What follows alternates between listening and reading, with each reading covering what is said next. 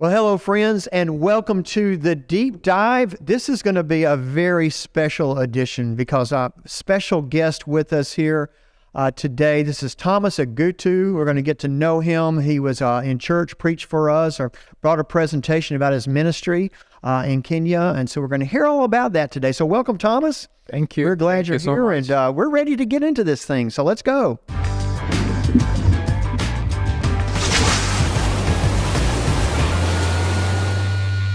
Well, Thomas Agutu, we're so thankful that you blessed our congregation. And if you haven't had a chance to watch the service, it's on streaming. And so I encourage you to do that. It would tell a lot more about the story. There's a couple of very powerful videos that were produced that Thomas used that as part of telling his story. But let's just start with your story, Thomas, because you didn't get a chance to unpack that. Tell me how you became a Christian. Sounds good. My story, myself, I'm a village boy. I grew up in a village, and that's where I was born. As I was growing up, I went to school like any other village child. Right. I used to wake up so early in the morning just to walk 4 miles away, and I could only come back at home very late in the evening. Of course, at school, we could learn under trees because we didn't have enough classes. And also even writing materials was a problem. Sometimes we were taken to write on the ground. But as I was growing up, I grew up in a family of 12 siblings. So I was the 11th one. Okay. I'm the only one who stayed with my mother in the village. The rest was staying with my father where he used to work. Okay. And so I grew up thinking that I was the only child in the house. Okay. But very interesting. I didn't know why my mother decided to remain with me. Yeah. As I was growing up, I could see my mother, I was a staunch Christian, very disciplinarian. It was very, supportive to different women groups, and could encourage me also in the Word of God and telling me how it is important to trust in God. But that was not enough. I would say that I went to school, I finished, and Good Samaritan sponsored me to go to college. Okay. Yeah, so when I went to college and I studied business management, and also later I did my theology. Okay. And I joined an organization that was doing evangelism. Okay. So it means I gave my life to Christ in 96. Okay. 1996. 1996. Okay. That's when I gave up my life to Christ. Right. And because before I was relying on my mother's Christianity, thinking that I'm a very good Christian. Yes. But there was something more to that. Right. So my walk with Christ really started way back in 1996. Right. Well, that's amazing. So your mother had a huge influence on you. She had on that, and then later on, Yes. you claimed her faith as your own, and God has done great work in there. But your mother had, as I was listening to your sermon this morning, had a great influence with you. Also with some of the work that you have done in missions, particularly with widows. And you were talking about that she was very committed to working with the widows. And so let's talk about that a little bit. First of all, why are there so many widows and orphans in Africa? Because that's kind of a cultural thing that maybe we don't understand, the issues that have been in Africa as far as like AIDS and other things. True. That question comes on every now and then. And even in the beginning when we started the foundation that was we wanted to empower these widows, and we sent word round that I wanted to meet them, and the 40 of them came the same day. I started asking, because I never knew there were many until, they came together. Right. So one thing that I realized is it may not be maybe recorded, it may not be, people seeing all that until they come together like that. But it is true that apart from other diseases, HIV really killed quite a number of, men compared to women. Right. I actually did a little Google search and did that. I think that even like last year, there were like 20,000 that died in Africa. So I think the World Health Organization has done a great job, but there was a period of time where there were thousands and thousands and thousands of primarily men who were dying and leaving widows and orphans. And, we have in the Bible, and is your text this morning, many times in the Bible. I think you use the James text. It's where you use James 1:27. Right. But in the Old Testament, many times talking about widows and orphans. And sometimes I think here in the States, we've kind of made that into a metaphor, of taking care of the poor, taking care of the needy. But they're literally, like thousands of widows and orphans. And you were saying something was interesting, and I think I get it, but when a woman becomes a widow in Africa, in that culture, just talk a little bit about that and inheritance and what that was like. Yes, most of the African cultures you find, especially one that I come from, when a husband die, the culture is really, I would say, harsh against the women, the widows.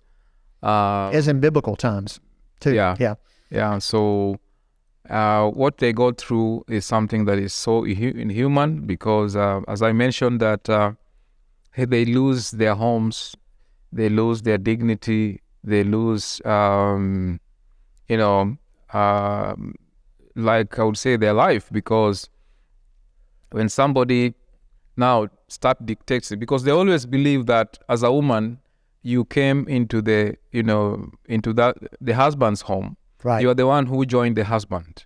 And therefore, when this husband now is not there, the in-laws take over. And for you to survive, for you to still remain in that home, they are the ones that now dictates what you need to do. So in most cases, they dictate and say, now so-and-so has to, because they could be like, he has got 2 or 3 in-laws.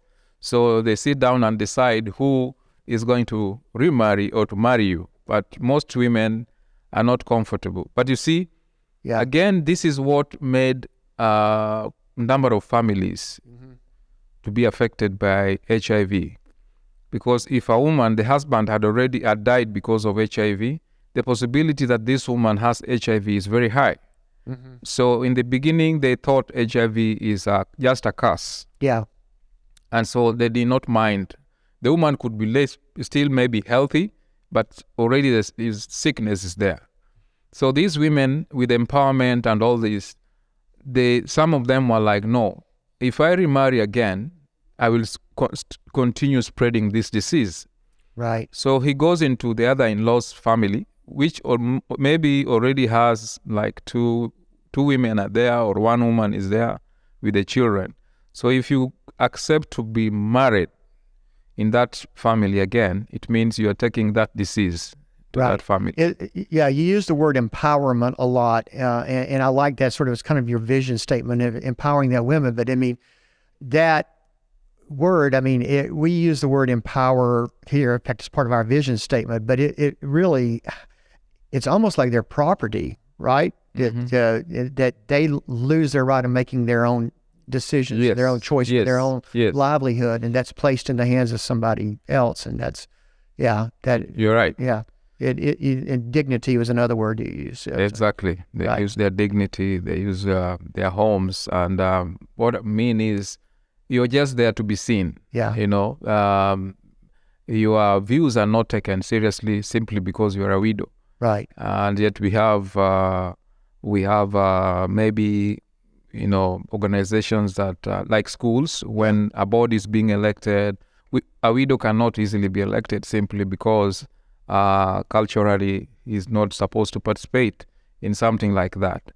You go to the church. Even the church was not fighting for these widows, because you find again that they don't give them chance to be in positions. So it means your dignity as a human being, you have lost almost everything. Yeah, and this we've realized is not right. And as you said, God, that is one thing that really ask ourselves, what is God saying about this situation? Yeah. Yeah. So talk to me about some of the issues may be related to self-esteem, because for a woman to go there, first of all, to go through the grief and the horror of losing a husband, maybe particularly to HIV, but then to have all that stripped, all of that part of their life stripped away, it would seem to me that the self-esteem of trying, that has to be part of the ministry that y'all are doing to give them hope. Does that make sense? Yeah. Self-esteem in the women? Yeah. Yeah. This has really given them hope. Yeah. And one important, powerful thing that we've ever done is bringing them together. Because when they come together, it's always time for them to share their stories, their grief, and we have different kind of stories, and we also have nominated their spiritual leaders amongst themselves. So they don't just meet, but there's a lot that goes with it.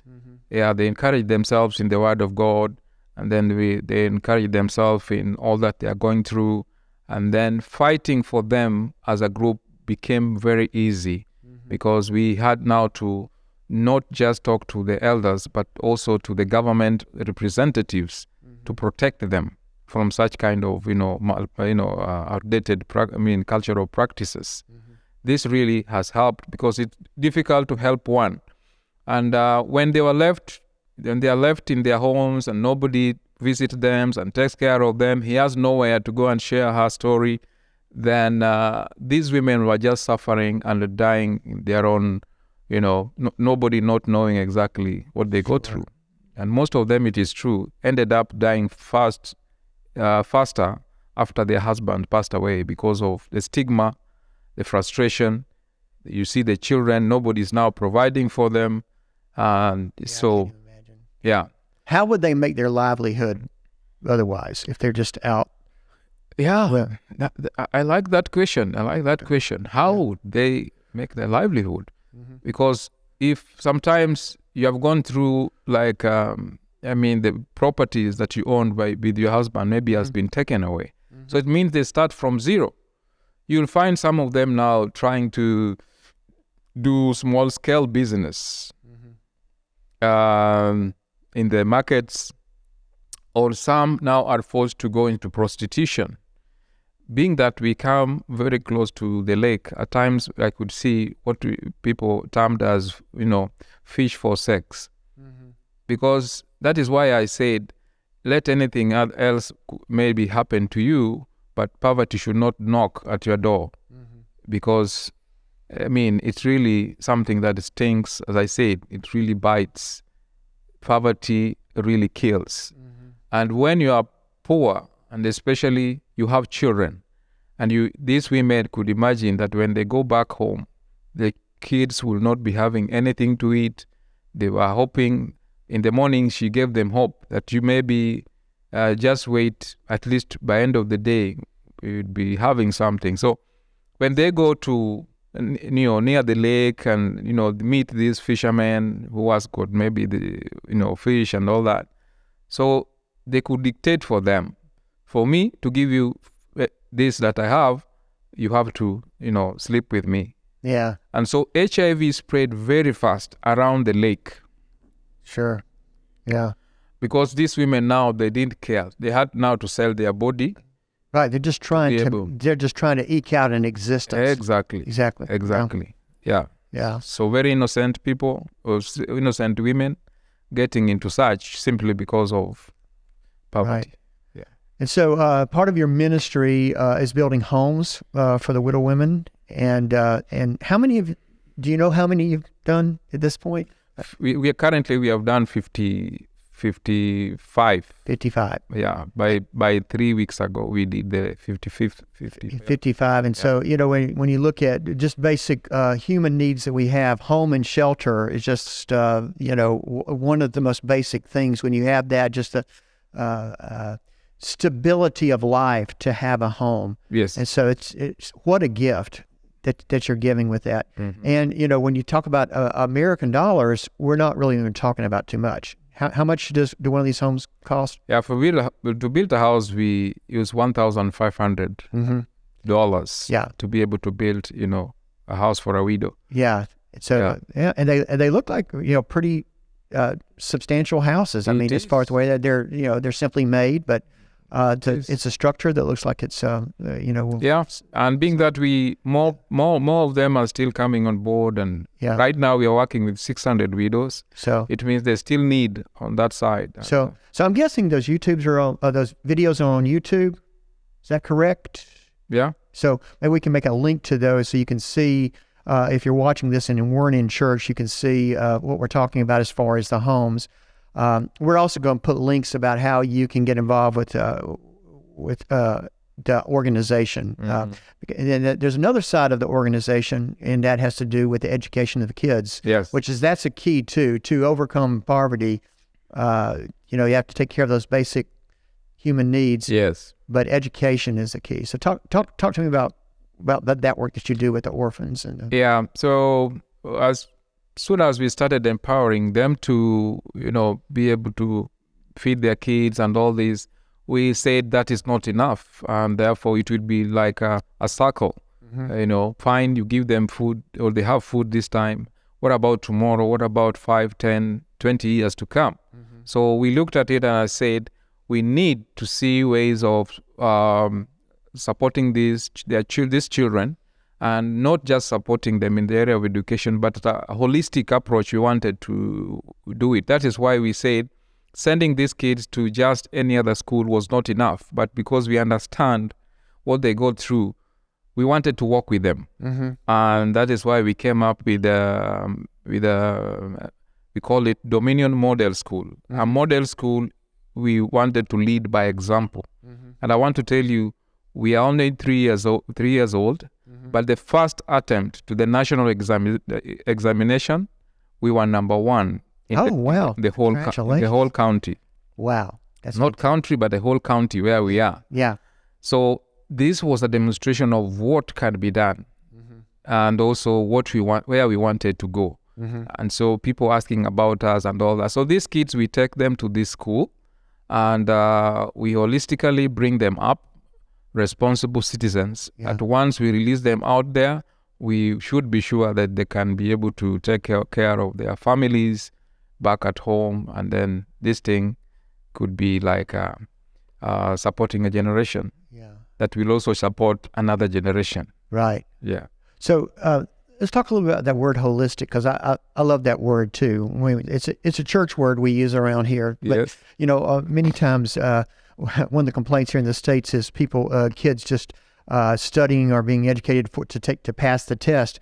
But we are looking at it in a broader sense. So we are not just looking at the training or teaching these kids to pass examinations, but if you look at their Christian values that we try to put in them, to grow up people who knows they should not lose their spiritual life, apart from helping them to pass the examination.